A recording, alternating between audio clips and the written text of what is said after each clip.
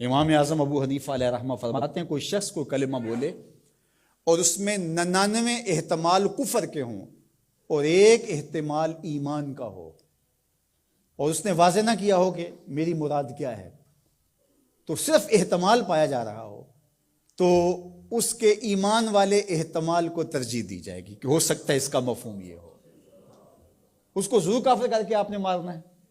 تو یہ جلد باز مفتی جو ہوتے ہیں، بلکہ وہ آج کل اصطلاح چلتی ہے فیس بک کی مفتی اور نابالغ مفتی، فتوے کو بھی کم از کم کوئی پختہ عمر آدمی ہو تو وہ فتویٰ دینا شروع کرے۔ یہ اتنے جو ہے وہ جو فتویٰ دینا شروع کر دیتے ہیں، پھر ان کے فتوے کی مشین گن ایسے چلتی ہے کہ پھر کسی کو معافی نہیں کرتے۔ یہ بھی غلو ہے، یعنی صحیح فتوے کو بھی قبول نہ کرنا، یہ بھی غلو ہے۔ اور دوسرا یہ ہے کہ بس تم فتویٰ دینے پہ تلو اور دیکھو نہ کہ وہ کیا کہہ رہا ہے اور ایک دم فتویٰ جڑ دو، تو یہ بھی غلو ہے۔ تو فتویٰ یہ شریعت اسلامیہ کا ضابطہ ہے، مفتی شریعت نے بٹھائے ہوئے ہیں۔ حضور کے زمانے میں، حضور علیہ السلام کے بعد باقاعدہ صحابہ مسائل بیان کرتے تھے، فتویٰ دیا کرتے تھے، لیکن حضرت صدیق اکبر رضی اللہ تعالیٰ عنہ کا زمانہ آپ دیکھیے، آپ نے 7-8 لوگوں کے علاوہ کسی کو جو ہے وہ اجازت نہیں دی تھی کہ وہ فتویٰ دے۔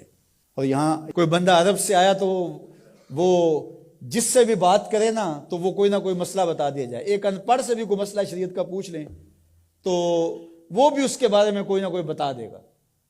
اور اسی طرح کوئی مرض ہو، وہ آج کل وہ کرونا وائرس چل رہا ہے نا، تو اس کے اتنے علاج آگے ہیں کہ ابھی تک جو دنیا کے ماہرین بیٹھے ہیں سر جوڑ کے، ان کو بھی نہیں پتا جو علاج یہاں موجود ہیں۔ کوئی کہتا ہے پیاز کھاؤ تو ختم ہو جائے گا، کوئی کہتا ہے فلان چیز کھاؤ تو ختم ہو جائے گا۔ تو وہ کوئی بندہ عرب سے آیا یہاں، تو واپس جب گیا تو کہا کہ آپ وہاں گئے تھے بر صغیر میں، تو وہاں کے لوگوں کے حوال سناؤ، تو اس نے کہا کلو طبیب کلو مفتی، سارے کے سارے ڈاکٹر ہیں اور سارے مفتی ہیں۔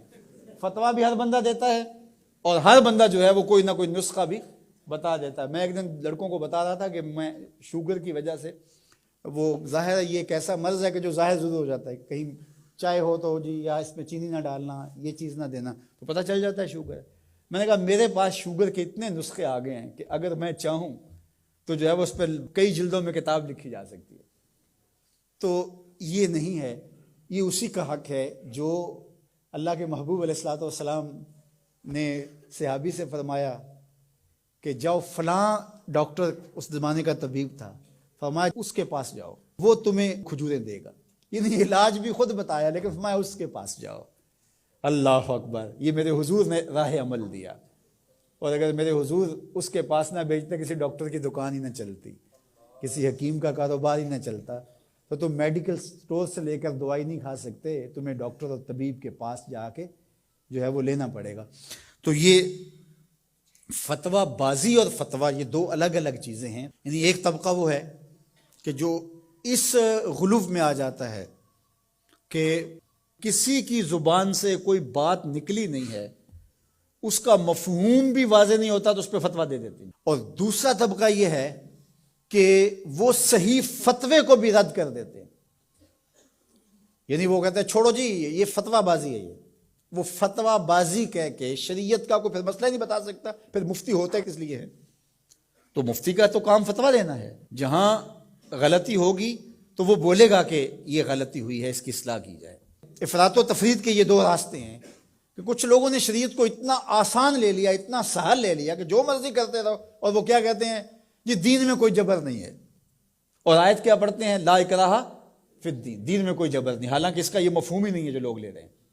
اس کا مفہوم یہ ہے، قرآن کی پوری آیت پڑھیں، لا اکراہ فی الدین قد تبین الرشد من الغی، کہ حق اور باطل واضح ہو گیا، یہ کفر ہے یہ اسلام ہے، تو جب واضح ہو گیا تو کوئی جبر نہیں، کوئی اسلام لانا چاہتا ہے تو لے آئے۔ بندوق رکھ کے کسی کی گردن پہ یا تلوار رکھ کے نہیں کہا جائے گا کہ تو کلمہ پڑھ ورنہ تجھے کاٹ دوں گا، یعنی جبرن کسی کو مسلمان نہیں کیا جائے گا۔ قد تبین الرشد من الغی، حق اور باطل کے راستے واضح ہو گئے۔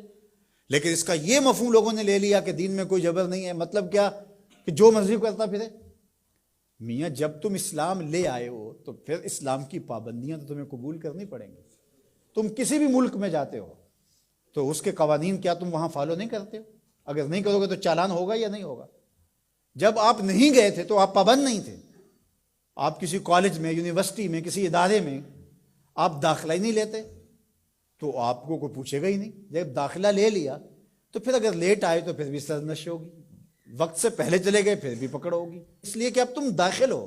جب تم اسلام میں نہیں تھے تو لا اکراہ فی الدین، لیکن جب تم نے کلمہ محمد عربی کا پڑھ لیا ہے تو پھر تمہیں نماز بھی پڑھنی ہوگی، تمہیں روزے بھی رکھنے ہوں گے، اور تمہیں شریعت کے احکام کو اپنے اوپر نافذ کرنا ہوگا۔